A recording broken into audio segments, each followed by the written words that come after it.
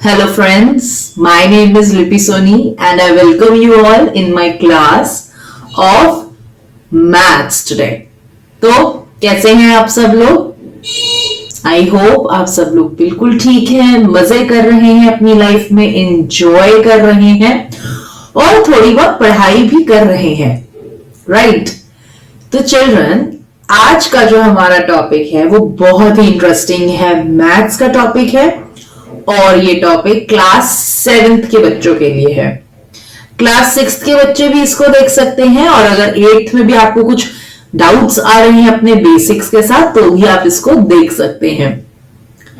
तो हमारा टॉपिक क्या है वो मैं अभी आपको बताऊंगी, लेकिन उससे पहले please like subscribe to my channel. इस वीडियो को ज्यादा से ज्यादा शेयर करो और अपने फ्रेंड्स की भी हेल्प करो so that they can also learn new concepts in all their subjects. तो चिल्ड्रन, आज का हमारा जो टॉपिक है वो है एनसीईआरटी क्लास 7th का अलजेब्रिक एक्सप्रेशंस। तो हम लोग अलजेब्रिक एक्सप्रेशंस के बारे में आज बात करेंगे, बेसिक चीजों के बारे में बात करेंगे, थोड़े से एक्सरसाइज के क्वेश्चंस भी करेंगे। Alright, so I hope you all are ready guys. तो चलिए अब मैं आपको क्वेश्चन आंसर्स और अलजेब्रिक एक्सप्रेशंस की तरफ लेकर चलती हूं। आइए। ओके गाइज, अब अलजेब्रिक एक्सप्रेशन में हमारा सबसे पहला वर्ड ही है एक्सप्रेशन। तो ये एक्सप्रेशन का मतलब क्या होता है?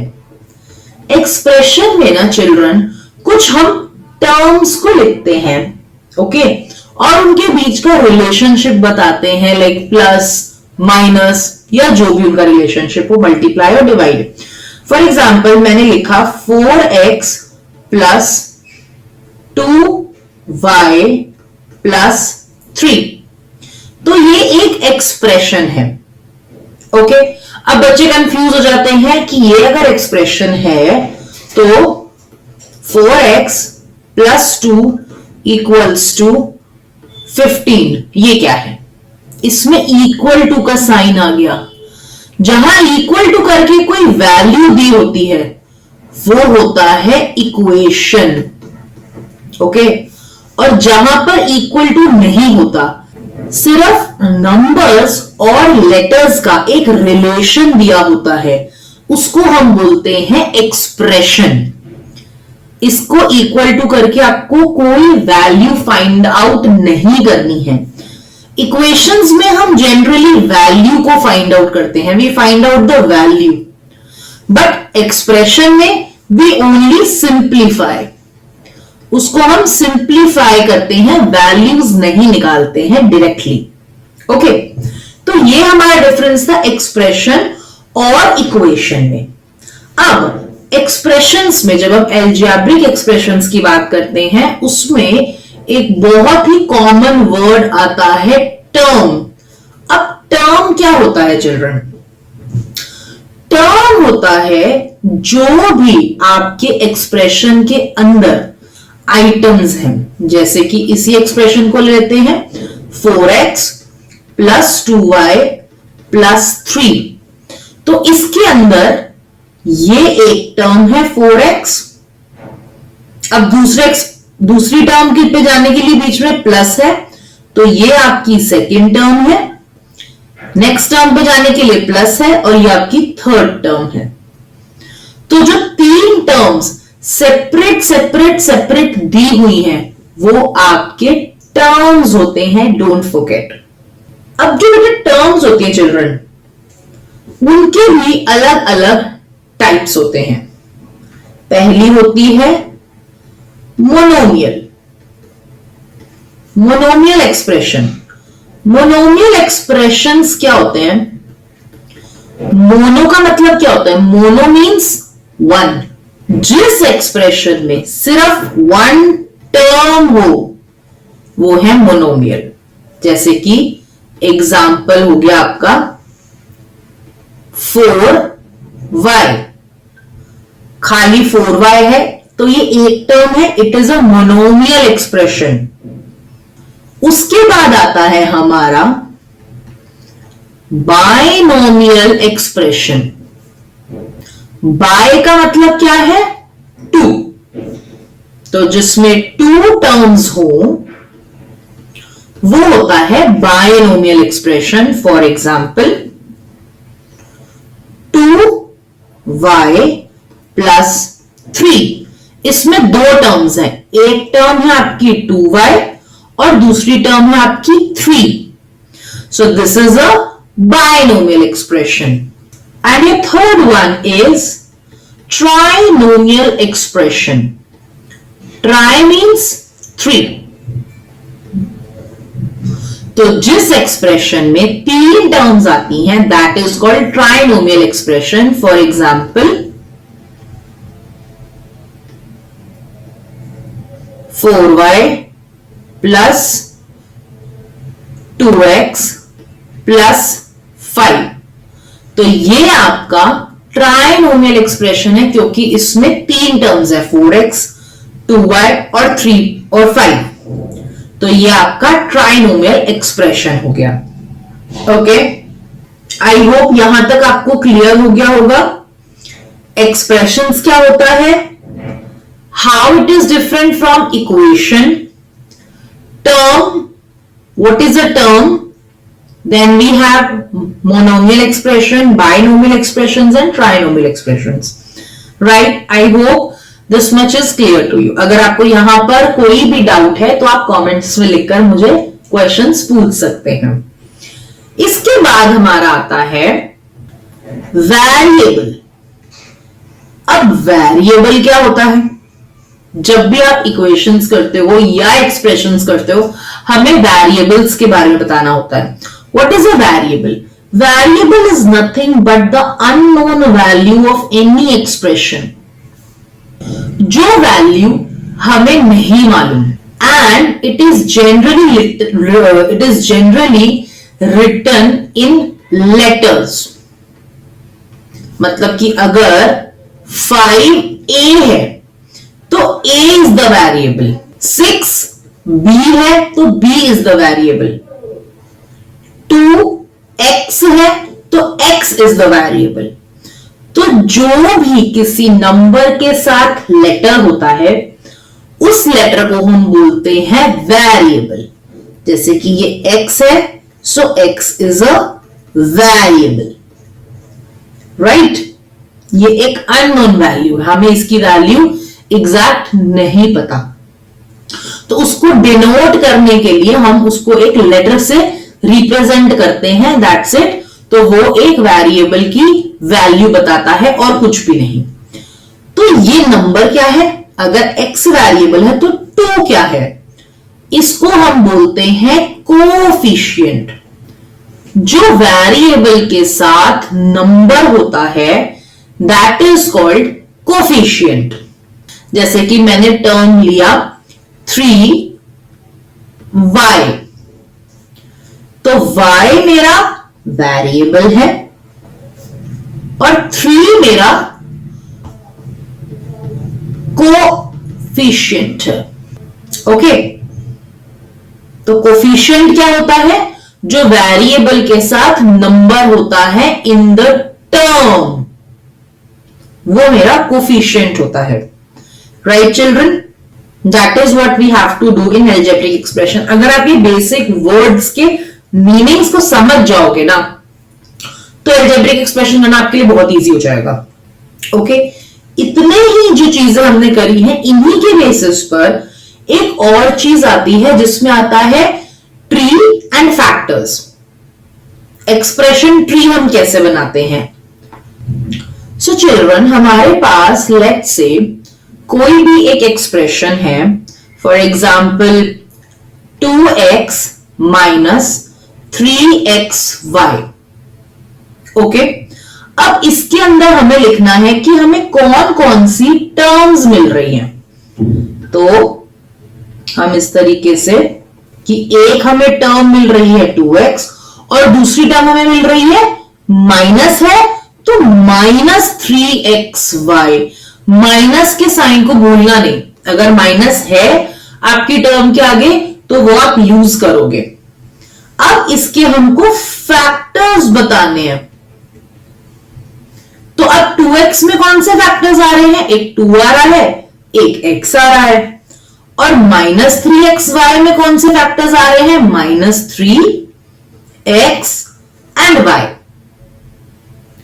ये आपके फैक्टर्स हैं। फैक्टर्स क्या होते हैं कि किन चीजों को मल्टीप्लाई करो तो वो नंबर बन जाए, ऐसे ही किन चीजों को मल्टीप्लाई करो कि ये टर्म बन जाए। ऑफ कोर्स 2 और x मल्टीप्लाई हो रहे तो 2x, राइट।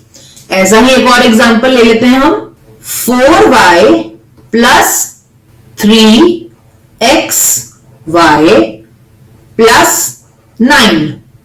तो अब इनमें कौन कौन सी टर्म्स आ गई चिल्ड्रन? 4y ये टर्म है, 3xy एंड 9, और इनके फैक्टर्स क्या है? 4y 3xy और ये 9 है। आप 9 को 3 times 3 भी लिख सकते हो या ऐसे भी छोड़ सकते हो, कोई प्रॉब्लम नहीं है, राइट। तो ये हमारी टर्म्स हैं और ये हमारे फैक्टर्स हैं। So that is one more thing that we had learned, right. So I hope this much is clear to you children. अब इसमें देखो प्लस के साइन है, यहां पर भी प्लस है और यहां पर भी प्लस का साइन है और यहां पर भी प्लस का साइन है। तो हमने यहां टर्म्स के आगे कुछ नहीं लगाया, लेकिन अगर यहां माइनस का साइन होता तो माइनस का साइन आप लगाओगे, right. This much is clear, great.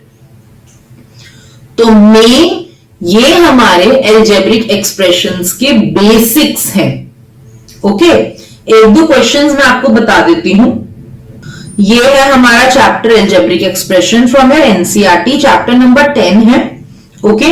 इसमें स्टार्टिंग में आपको यही सारी चीजें दी हुई हैं, जैसे कि टाइप्स ऑफ एक्सप्रेशंस। अब टाइप्स ऑफ एक्सप्रेशंस दिए हुए हैं आपको, उसके बाद आपको बताया हुआ है फैक्टर्स ऑफ टर्म, और ये आपका जो हमने अभी ट्री बनाया, ट्री चार्ट, वो बना हुआ है। This is already I have explain to you. Coefficients क्या होते हैं ये मैंने आपको एक्सप्लेन कर दिया, ओके। अब ये बहुत सिंपल एग्जांपल है, आपको बताना है identify in the following expression which terms are not constant. अब कांस्टेंट क्या होता है? कांस्टेंट होता है जहां पर सिंगल डिजिट आ जाता है, जिसके साथ कोई वेरिएबल नहीं होता। जैसे कि इस वाले एग्जाम्पल में 9, तो ये जो 9 है ये अकेला है, तो इस अकेले वाले नंबर को हम बोलते हैं कांस्टेंट, ठीक है। तो अगर हम इस पूरे एक्सप्रेशन को देखें, 4y प्लस 3xy प्लस 9, तो इसमें 4 कोफिशिएंट है, 3 कोफिशिएंट है, y वेरिएबल है, इधर x और y वेरिएबल्स हैं, इसके साथ कोई वेरिएबल नहीं है, तो ये है हमारा constant. The number that is alone is known as constant in an expression, alright, okay. तो अब हम देख रहे हैं ये एग्जाम्पल नंबर 1 आपकी एनसीईआरटी का, identify the following expressions terms which are not constant give numerical coefficient. अब ये वाली टर्म है, इस सॉल्यूशन को हम समझ लेते हैं क्योंकि बहुत ज्यादा सिंपल है। xy प्लस 4, तो xy प्लस 4 में हमारे पास जो टर्म है वो है xy, जिसका कांस्टेंट नहीं है, which is not a constant, right. Sidhi term है xy। कोफिशिएंट क्या है? xy के आगे कोई नंबर नहीं है। जब किसी भी वेरिएबल के आगे कोई नंबर नहीं होता है तो उसके आगे कोफिशिएंट होता है 1, तो कोफिशिएंट है 1। सिमिलरली 13 माइनस वाई स्क्वायर, अब इसमें 13 तो हमारा कांस्टेंट है क्योंकि ये अकेला नंबर है। वेरिएबल कौन बच गया? टर्म हमारी कौन सी बच गई? Minus y square. तो माइनस हम साथ में ही लिखते हैं चिल्ड्रन, और वाई स्क्वायर के आगे कोई नंबर नहीं है तो -1 ही कोफिशिएंट है। 13 minus Y plus 5y square. अब इसमें दो लेटर्स वाली टर्म्स है तो ये दोनों ही टर्म्स हो गए। ओके, और इन दोनों की ही हमने कोफिशिएंट लिख दिए। माइनस वाई का कोफिशिएंट है -1, 5y स्क्वायर का कोफिशिएंट है 5, और इसमें 3 है। टर्म्स तो 3 है, लेकिन हमें कौन सा लिखना है? कांस्टेंट में ही लिखना। तो हम दो ही टर्म्स लिखेंगे, 4p स्क्वायर क्यूब -3 के साथ माइनस है तो हमने माइनस लगाया, -3p की स्क्वायर, और इन दोनों के हमने कोफिशिएंट्स लिख दिए। क्योंकि हमें क्वेश्चन में बोला था टर्म लिखो जिसमें आपको कांस्टेंट इंक्लूड नहीं करना, इसीलिए हमने सिर्फ ये लिखे। अगर कांस्टेंट भी डालना था तो हम 3 टर्म्स लिखते, 4 भी आ जाता टर्म में, इस वाली टर्म में 13 भी आ जाता। क्योंकि उसने कांस्टेंट मना किया इसलिए हमने नहीं लिखा, सिर्फ टर्म और कोफिशिएंट लिखा। टर्म मतलब सिर्फ लेटर वाला जो टर्म है वो लिखनी है आपको। Okay, question number 2 is very very similar. अब आपको इसमें ना क्वेश्चन नंबर 2 के अंदर एक छोटी सी इंटरेस्टिंग चीज है, what are the coefficients of x। ये देखिए, what are the coefficient of x, सिर्फ x का कोफिशिएंट लिखना है आपको। तो जैसे ये 4x - 3y है तो आप दोनों कोफिशिएंट नहीं लिखोगे, आपका आंसर में आपको सिर्फ x का कोफिशिएंट लिखना है, तो आपका आंसर सिर्फ 4 होगा। सिमिलरली यहां पर इस वाली टर्म में आपको x का लिखना है, x के आगे कुछ भी नहीं है तो -1 होगा। ओके, इस वाले एक्सप्रेशन में देखो x के आगे कुछ भी नहीं है, x के आगे कुछ भी नहीं है, लेकिन x के आगे क्या है? y स्क्वायर, तो इसका कोफिशिएंट हो जाएगा y स्क्वायर। यहां x के आगे क्या है? -5 और z दोनों है, तो -5z जो है वो x का कोफिशिएंट हो जाएगा, राइट? इसका आंसर भी आप देख सकते हो। और नेक्स्ट बी पार्ट भी कर लेते हैं, what are the coefficients of y। अब इसमें आपको सिर्फ y का कोफिशिएंट बताना है, तो इस वाले एक्सप्रेशन में y के साथ क्या है? -3 है। इस वाले एक्सप्रेशन में 8 प्लस yz है, तो 8 तो कांस्टेंट है, उसको तो हम लेंगे नहीं। y के साथ कौन है? z है। इस वाले में y के साथ z स्क्वायर है, और इस वाले में y के साथ m है, तो ये y के कोफिशिएंट्स हैं, right? So you can check your answers also in the solution given here, right? तो आज की हमारी क्लास जो थी वो इन बेसिक चीजों के बारे में थी, अबाउट अलजेब्रिक एक्सप्रेशन, राइट? तो हम लोगों ने आज क्या क्या चीजें लर्न करी है, एक बारी फटाफट से रिवाइज कर लेते हैं। आज हमने अपने आप को बताया है कि एक्सप्रेशंस क्या होते हैं, जिन एक्सप्रेशंस में इक्वल टू का साइन नहीं होता, सिर्फ लेटर्स, कोफिशिएंट्स और कांस्टेंट्स होते हैं, वो हमारे होते हैं एक्सप्रेशंस। एक्सप्रेशंस के बाद हमारा आता है कोएफिशिएंट क्या होता है, ये हमने बात करी। वेरिएबल क्या होता है, ये हमने बात करी। टर्म्स क्या होते हैं, फैक्टर्स क्या होते हैं, इन सब के बारे में हम लोगों ने आज बात करी है, और कांस्टेंट क्या होता है, राइट? ऑल राइट फ्रेंड्स, तो आई होप आपको ये चैप्टर अच्छे से समझ में आ गया होगा, कोई डाउट्स नहीं होंगे, कोई क्वेरीज नहीं होंगी। अलजेब्रिक एक्सप्रेशन का चैप्टर है। नेक्स्ट क्लास में हम लोग इससे रिलेटेड एक्सरसाइज के क्वेश्चंस को सॉल्व करेंगे। तो अभी आप पहले इतना देख लीजिए, उसके बाद हम लोग एक्सरसाइज करने के लिए दोबारा से मिलेंगे। ओके, तो चिल्ड्रन एंड पेरेंट्स, हम लोग पर्सनल क्लासेस और कोचिंग भी देते हैं। अगर आप हमसे पर्सनल क्लासेस लेना चाहते हैं, अगर आपको कोई डाउट्स है, क्वेश्चंस है, क्वेरीज है, रिक्वेस्ट्स है, तो नीचे दिए गए ईमेल आईडी पर आप मुझे अपना मेल भेज सकते हैं, राइट? तो क्लास लीव करने से पहले please please please like and subscribe to my channel, and I hope you enjoyed it and you have understood all the things that we have learned in the class, right? So I'll see you in the next session with another exercise. Till then, take care, goodbye, have fun, ta.